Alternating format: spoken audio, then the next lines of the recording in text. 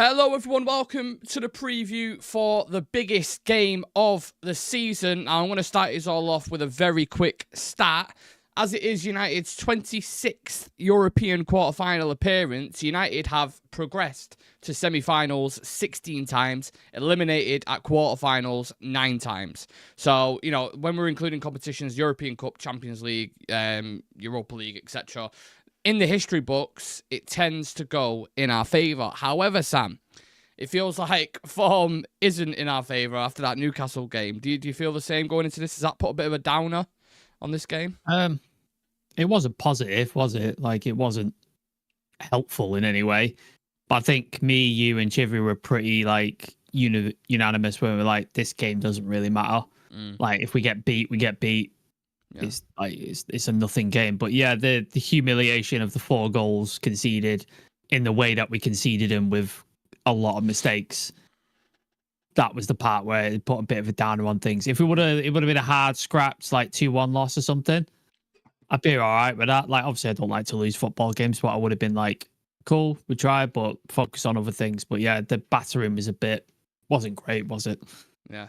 If we cast our minds back to Thursday, it feels like it was a lot longer than that, doesn't it? But if we go back to that game, in general, I felt like the opinion or the consensus from, at least from people in the media, was that we was a lot better, or it felt like they were saying that. So I went back, I had a look at the stats. Lyon had a higher XG than us, so 1.76 versus 1.22. They had more shots on goal than us. They had 16, we had 13. They had more possession, 54% versus 46%. But at the time, it did feel very, very close. However, it can be as even as you want it, Sam.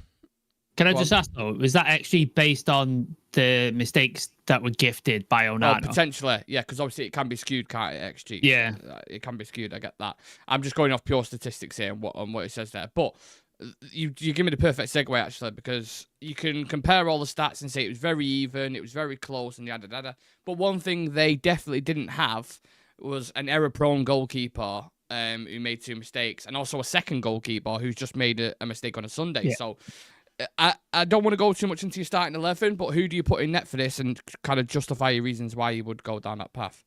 Well, I've seen a lot of stuff from like journalists I trust and then some that I don't trust. And they all seem to be saying a pretty a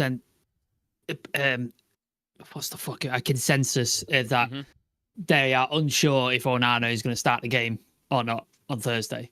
And that Bayindir could retain his place even after the mistake at Newcastle. Interesting. Laurie Whitwell has also said that there was no plans to get a goalkeeper in the summer, but now those plans possibly are changing after consistent mistakes from Andre Onana at pivotal moments. So there could be a way of him leaving in the club, whether that's on loan or permanently. If they leaves permanently, we're probably going to take a loss PSR-wise, which they don't want to do. So that could determine factors there. So I think if you drop him for this one, he has to go, doesn't he? Like, if you don't play him for this, like, he has to go. Like, there's no coming back from this. And in my opinion, I think while Bayindir made a mistake, and I don't think he's a fantastic goalie, I think that mistake was a bit more forgivable than the ones that Onana has created. The mistake was distribution, whereas Onana's was just clangers. Carrying the ball into his own area and causing thing, and not catching a free kick, which is basics. Yeah, like they're worse. You don't want to compare mistakes, but if you do, they're worse mistakes, aren't they? Arguably. Yeah. So I would lean towards Bayindir. I don't think Tom Heaton, as much as I love Tom Heaton, I just don't think he's going to get the opportunity in the net. And it's really unfair to stick a young goalkeeper at this point, and it's your first game, and you're basically on the line for us to make sure to get to a European semi-final. I don't see that happening, so I would lean towards Bayindir, but it would not surprise me if Onana did start.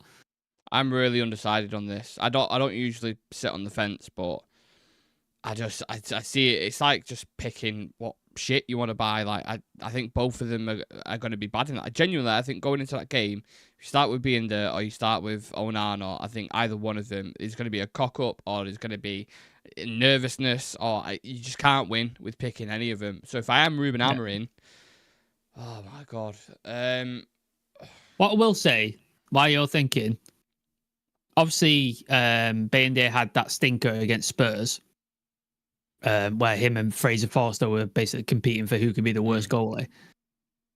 But he did redeem himself in that high pressure game against Arsenal in the Cup, and he had an absolute fantastic performance. Yeah. So maybe the pressure of this like quarter final with Bayende like favors him a little bit, where he will pull off like a fantastic performance. Whereas we've seen with Onana, when the pressure's on, he fucks it consistently.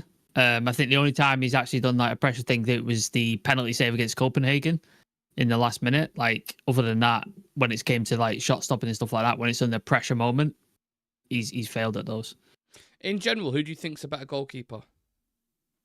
I think Onana is a better goalie technically, but I think his confidence and ego is a fault, which causes the mistakes.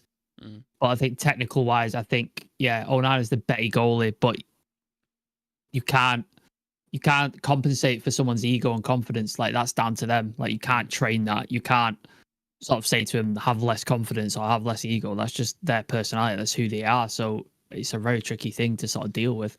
The only thing that's making me lean more towards Onana is experience in big games. So yes, I know he does make mistakes. Of course, I get that. There's mistakes with any of them. But with him, he has played in like Champions League finals, semi-finals. Like he's been there and done it before with Inter Milan against big teams. So that is something I would probably lean in more towards, his experience. And I would probably, gut feeling, go with him because I think he'll want to prove a point after making a mistake in Lyon. But then it's like, if he goes and makes a mistake, you're damned if you do, you're damned if you don't, if you're hammering. I think you can't do no wrong, really. So you might as well just go with your instincts. Unless he picks a goalie and they have a fantastic performance. He's like, because if he picks Bayende and he craps the bed, people will be like, well, he made a mistake against Newcastle. You knew that, and you still picked him. If he puts Onana back in, you're like, well, you dropped him for Newcastle, so you didn't think he was good enough. Now you're bringing him back. So like, either way he does it, it's not going to be a good look. Like, it just doesn't look. Really earning his money. I suppose the one positive thing is he is at Old Trafford, so you don't have the noise of the crowd, the pressure of the crowd, although it didn't seem to phase him when he first walked in the stadium. It is home fans, they will get behind you. And I went to the game against Sociedad at Old Trafford, and there is no doubt in my mind, in comparison, that crowd made a massive difference in the game, especially going 1-0 down so early when they got that penalty with Oyarzabal. It just changed instantly. Like the whole atmosphere was like phenomenal. You could tell the players geared up for it, and they've been called flaky in terms of the mentality. And I think having this game at home in the second leg benefits us much more. If we were traveling to Lyon, I think in this state, I wouldn't back us at all. But do you think Old Trafford could be the difference maker? I suppose is what I'm trying to ask. Hasn't been so far, has it? Like we've not played well at Old Trafford for the most part. We've had some performances against big teams. The City performance, I think we were a better team. Arsenal, obviously. Liverpool. So I think we can do it under big lights and performance. It seems to happen. So maybe we could do it. But yeah, I wouldn't count it as it being a contributing factor, to be honest with you. Like it just seems to be. It used to be under Ten Hag. The first season we were unbeaten there, weren't we? I think we was like it became a fortress again. And then now it's gone the opposite way, where our home form is terrible. So yeah, I wouldn't count on it, to be honest. And I remember Ole went the opposite way as well, because he had like an away record, didn't he? Like 29 games unbeaten, which was just crazy. I think it's interesting with the travelling Lyon players to see how they manage the pressure as well, to put kind of the scope on them, the big players, because I thought those three in particular, Mika Tawadze, Cherki, and Thiago Almada in the first leg was like, I felt we struggled with some of their attacking players. Who do you think's probably best equipped to deal with these? Like we ain't got many to pick from, let's be honest, but if you are like, okay, the squad's lined up, whoever is available, who are you putting in to deal with them? I think you probably see Maguire come back in. Is it that solid sort of centre back who can bully people and can Lindelof was get a hold of shit. I as soon as I saw him in the lineup, I was just like, so bad. Isaac and whoever is just gonna have a field day against him, and they did. So I think Maguire will come back in. Obviously, I think Yoro's got to be there. He had his best performance, I think, against Lyon last week, so I think he'll definitely keep his place. I'd love Delict to be back, but he's just not going to be, is he? Like, I've heard nothing I was since about that, to say, so there's been no update on him at all. So I just assume he's not playing. Mm. So that probably means Mazraoui, which, Jesus Christ, that guy needs a rest at this point. Like, just please put this guy on ice at some point, like, because he's played far too much football.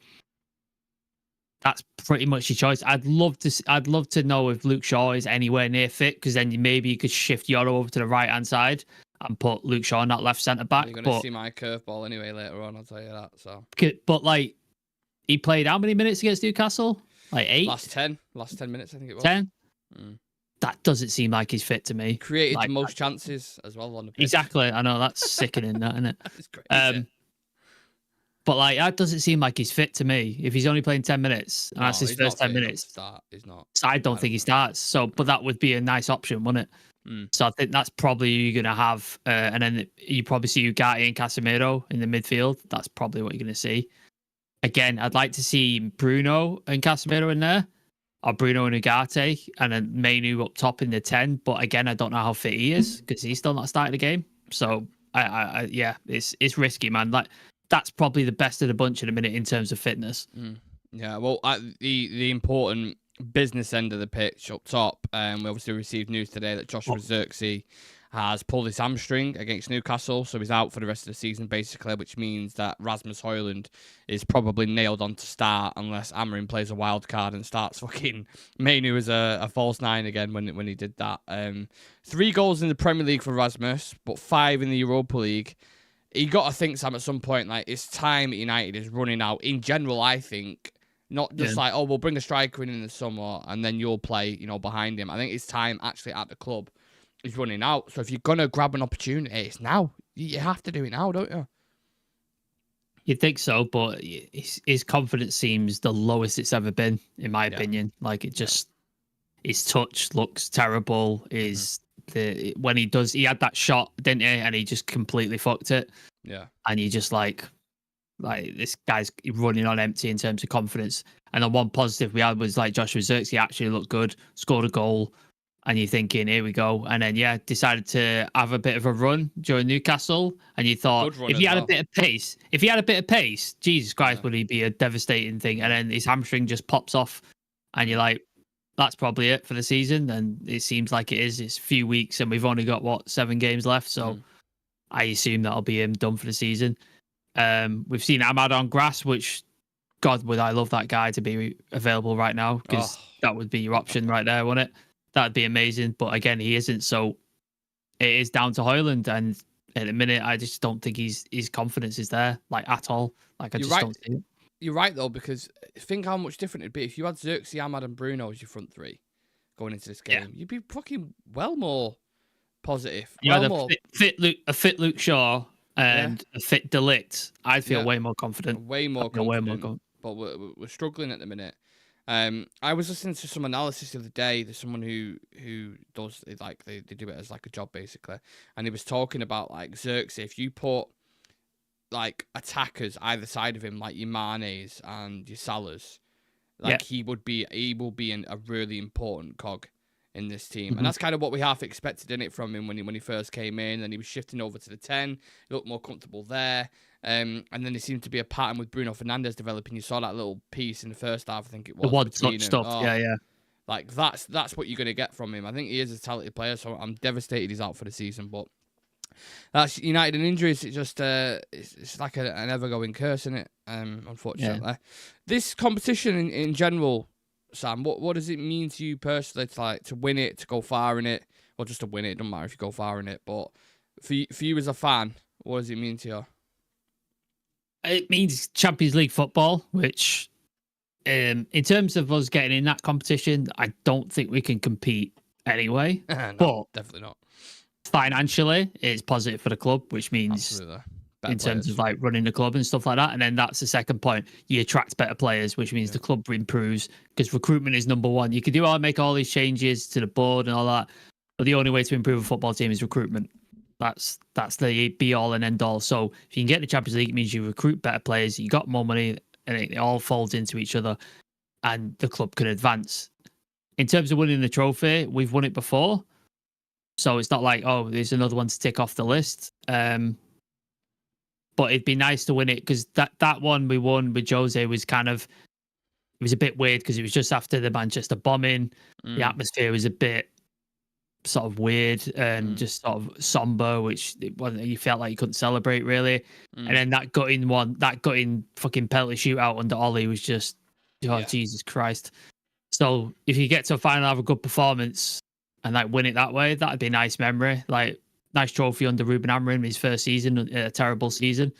And then, the other stuff that comes after it. That's kind of how I see it. In terms of like winning a trophy, yeah, it's a great thing, but it's not the trophy I want to win. Like, I want to win a Premier League. I want to win a Champions League. That's what I want to win. Yeah, we heard reports of Amorim calling an emergency meeting yesterday after the Newcastle game, because he must be looking at this competition and think, this is the golden ticket. This is the Willy Wonka.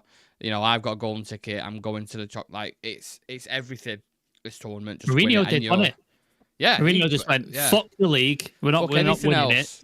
Just sod all that off, and then we just go in the Europa League. So, and I think they've got the capabilities of doing it. To be honest, like they can beat Lyon. They can beat Lyon. You had the lead there, and it's your goalkeeper who fucked it up for you. Yep. You would have won the game. It was right there in your hands. Then you go into the next round, like Atletico Bilbao or Rangers, whoever it is, are beatable. We've already beaten Rangers. And then you get to the final. It's a one-off final, and our record's pretty good, like in a one-off game. So you'd back us. So Amorim must be looking at this, and he's like, it's there. It's in touching distance. We can go and do it. It's just, can you trust these players? That's the biggest question for me. And I think so far this season, they've shown that we can't. So I'll be devastated if we go out, but I think that season over, innit? If we do. I think it's just, there's nothing to play for at all.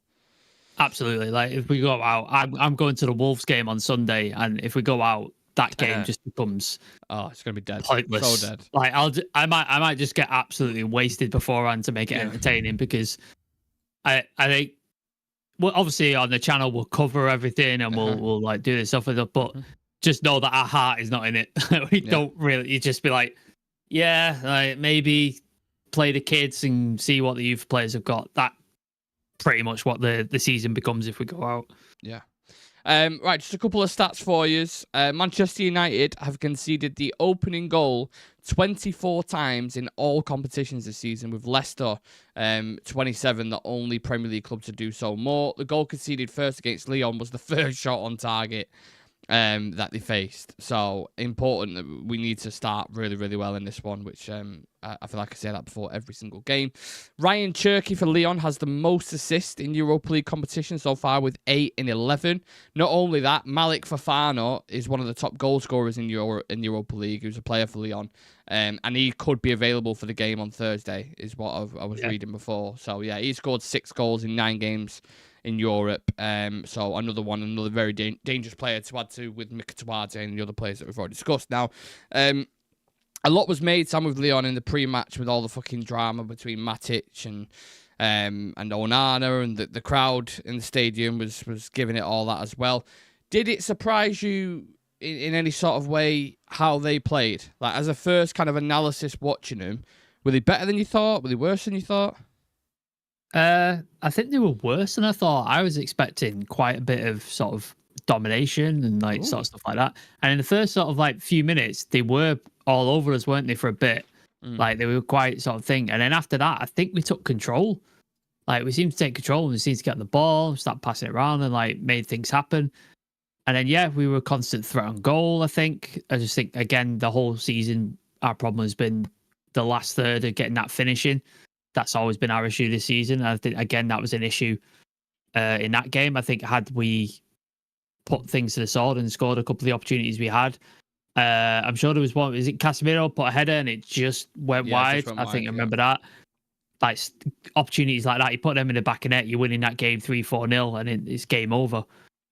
And then even if Onana does make the mistakes, at least you're still 3 or 4 goals to the good. So it's like, it's not that bad. So yeah, it screams out, doesn't it? If we get an elite striker in there, there's a system there that can work. Like, there's definitely a system there. If we can get an elite striker working, and maybe like a 10 or an 8 or something like that to progress the ball, because I think our defense is pretty solid. Goalkeeper aside, I think we've got a pretty decent defense. Depends. So I think I think good wing back, a 10 and an 8 and a striker, I think there's something there. So yeah, it's tough though. Like it's tough to get up for this game because knowing how we've been and how terrible we've been this season, to get up for this game and then be like kicked in the balls when we go out, it's going to be soul destroying, man. It's just going to be fucking soul destroying. How do you think Lyon will set up though? Do you think they'll come to United and be up for it? Do you think they'll go at us, or do you think maybe try keep it defensive and nick it? Because I think after that first leg, I think they think no, we can get at these. I think they'll be more positive travelling to Old Trafford, and they'll also look at the record at Old Trafford as well. And they'll be like, we can beat these. These are definitely beatable. No, I think they won't have as much possession in this game. I think they'll definitely look for the counter. But like you said, they know they can get at us. So they'll just wait for their opportunity. Like, we'll turn over the ball, or Onana or Bayende will kick it out long to someone. We'll lose possession, turn over the ball, and they'll go at us quick and the counter attack, 1-2 punch, and they'll knock you out. And that's probably what they're going to look for, because they know we make mistakes. They know we're not great from playing out from the back. They know our goalkeeper, when he hits it long, can't hit a United player to save his life. So they know those opportunities will be there. So they don't even need to be on the ball and keep the ball like City do. They'll just wait for the opportunity because it will come, and then they'll take advantage of it. That's what they'll look to do in my eyes. So we have to be as mistake-free as possible. But with United, that hasn't been very frequent, if at all, this year. Well, good news. We've got some positivity from Chivy. This is the most deflated I've felt this season. I've got zero confidence going into this game. I think it's over, lads. That's what he's put. And he's nice put, one, it's European refs. I worry about every game at home. It feels like we give a pen away. I just don't see how we score other than Bruno. Lucky Singh saying we have to keep defence tight now, counter-attack and make it count. Lumen saying Ugarte and Casemiro need to be solid in the midfield. And we've also got Treyers in the chat saying Euro is going to be key as well. Big up to the lads who are watching / listening. Where do you balance this on the scales at the moment, Sam? In terms of percentages. In your head, who's favourites? Who's 45, 50%? What would you say? I think if I was a bookie, you'd probably lean towards United because it's at home, the history, all that sort of stuff. But I wouldn't say a big favourite. You probably what 55, 45 or 60, 40. That's what probably around there. Yeah, like I don't think we're big favourites, but I think the fact that we're at home and the fact that the amount of times we've had our backs against the wall in situations like this, and then we've come through and done something. Like, this is not a one-off thing where we've done it. We've done it consistently. Like, even when we were shit, done it against City, we've done it against Liverpool. Like, we've done it against bigger teams than Lyon. So that's why I'd edge us. If it was at their ground, I'd probably be a little bit lower. Well, I was up for this game. I'm positive, and then that comment Chivy's just put in has just deflated myself. So, yeah, I think it's a genuine 50-50 game. This. Yeah. I think it's so even just based off the first one. I don't know. I'm slightly leaning towards Lyon. I'm not going to lie. I think maybe even 55-45 United. Just purely because of the goalkeeper that we fucking got. And I don't trust him. I really don't trust him. Whoever it is going in net. So that's a big worry for me. Who were the ones to watch though in this game for you, Sam? Not in a negative light, like positive. Who do you think is going to step up in this game? Obviously, Shekari's a big problem. Like you said, he's got those assists. He was a problem in that game against Lyon with the Onana mistakes. He was the one who was quick enough to sort of leap off, wasn't he, and get when he parried it into the 6-yard box. So he's obviously a threat. They've got that Mitsuade as well, the Georgian guy. He's a really decent player. He played really well in the Euros with Georgia, and he's doing decent for Lyon. So those are the guys you got to look at. For United, it just comes down to Bruno, doesn't it? Like, Bruno is the catalyst. Bruno is the one that's going to create something, get you a goal, set piece, do something so we can get, because we don't have Joshua Zirkzee, we don't have Ahmad. Yoro has been solid, but he's not a goal scorer. Like, do you know what I mean? He's not, like, he did score, but like, you can't expect a defender to score consistently. I've got no faith in Garnacho. I've got no faith in Højlund. So it's all down to Bruno, unfortunately. Like, that's who it comes down to. I've gone with Garnacho simply just because he scored on the weekend, and I'm hoping that it gives him that bit of confidence and belief. Because, you know, with any attackers, goals can be the catalyst. to hit like a purple patch at a certain time. So I've gone with him. For Lyon, I know Cherky's been great for them and he's got all the assist and numbers and stats, but personally watching that first leg, every time Mkhitaryan got that ball, I was just like, get it off him, because he's nippy, he's a great dribbler, inventive. He was the guy they brought on in the second half on the right. An attacker. Yeah. Oh, the I black know. Guy. Yeah, I know who you're on about. Oh, I forgot his name. I know exactly who you're on about, though, because he was a bit of a worry. He mopped the floor with Dorgu at times. Like, he proper made Dorgu's life like a living hell at that point. Name, but I know who you're on about. Yeah, he's someone to look out for. Like, he's a dangerous player. And then, again, like, just to go back to United, there's players that you could potentially bring in that, like you said, Luke Shaw, the most assists in a game in Newcastle. Yeah. Not fit. Sorry, that's it. Yeah. Not fit. So it's like, can't risk him. And then Mason Mount, who I think could be really good in this system, still doesn't seem 100% fit. So you're like, yeah. It always feels like they're doing what they was doing with Luke Shaw in the England camp. Like they was waiting to get to the semi-finals and then play him. It seems like they're doing that with both Mount and Shaw, but we got to get there first. You take the risk of not getting there in the first place. Right, let's do some quick fire questions then, and this for everyone in the chat get involved as well. And please do smash the like a video and subscribe to the channel. 13,883 subs currently, trying to get to 15k. Quick fire questions, Sams. Does Bruno step up and get a goal or an assist in this game? Has to. Yeah, I agree.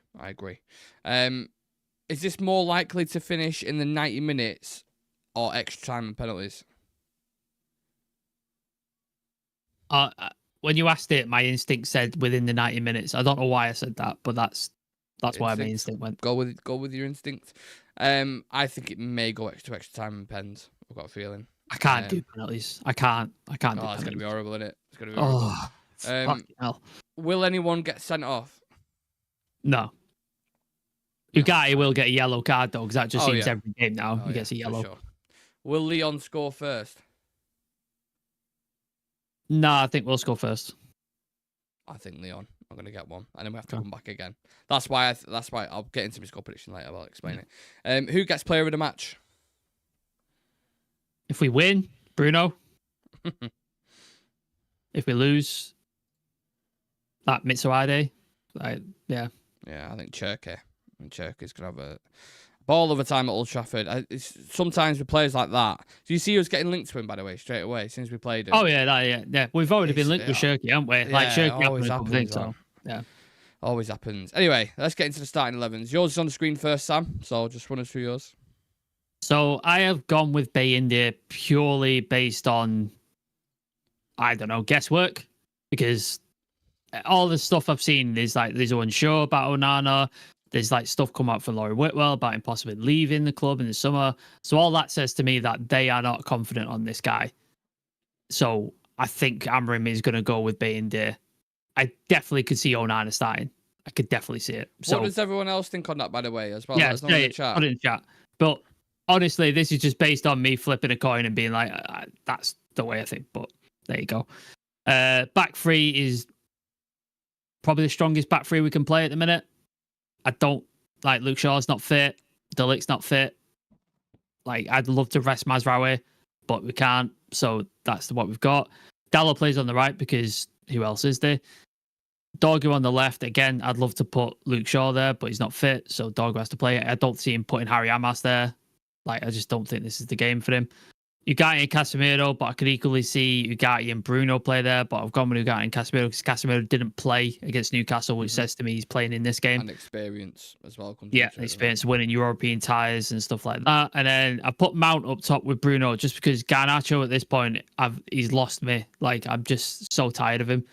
And I think getting Mount on the ball, he can play those threaded passes. He's got a nice relationship with Bruno.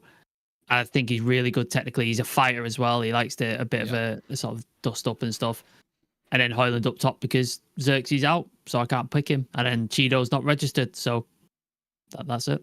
Yeah, we are struggling, aren't we, to say the least. I mean, there's not many changes that I could have made either. No. But I've gone Onana purely because I think Amrin's thought process for me was take him out of the spotlight this weekend and then I'll reintroduce him on Thursday. I don't know why, just an instinct that I've got. Yeah. He might not, but I feel like he'll go with him. Same thing with you, with Euro Maguire. However, I have gone with Shaw.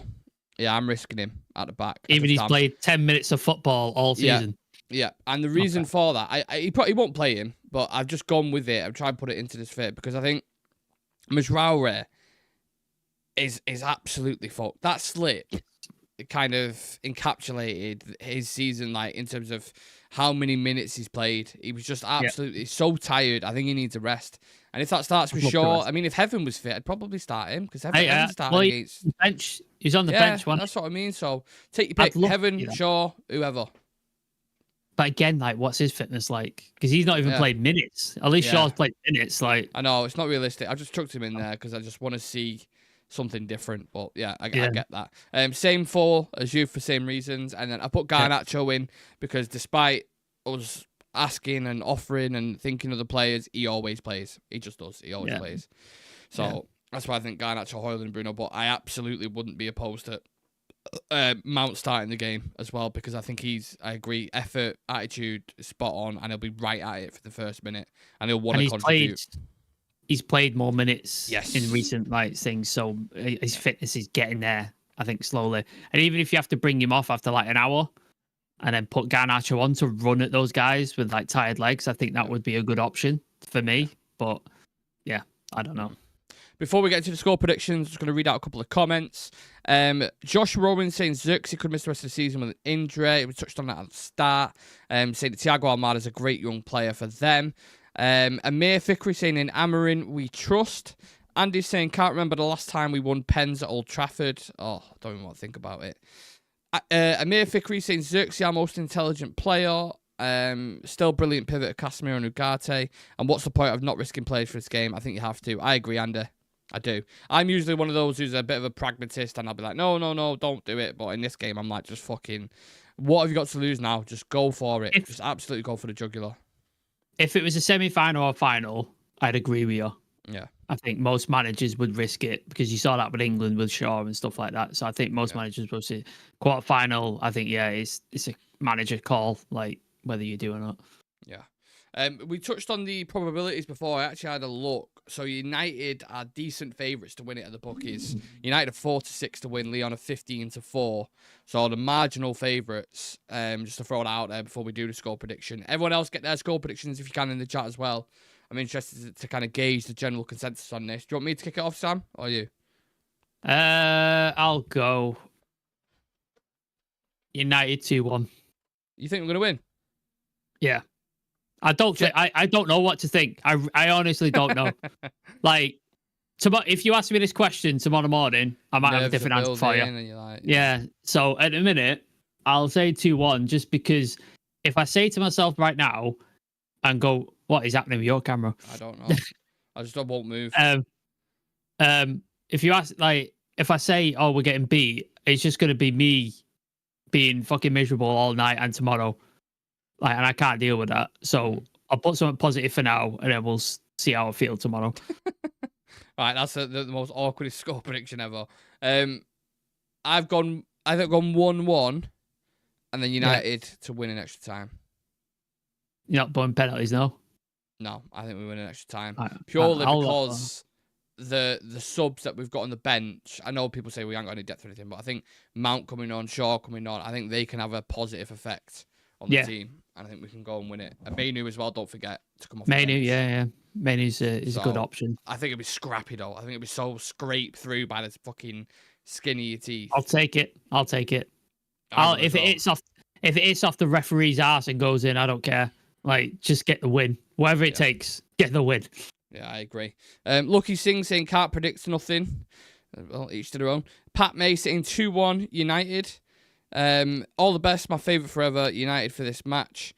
Have people seen positive? Well, we say that. We put a poll up at the start of the show saying, does our season end on Thursday or do we keep the dream alive? 60% of yous have said we make it to the semi-final and 40% of yous have said we crash out. Because you can see just from that Sam alone, it's very mixed thoughts going into this, isn't it?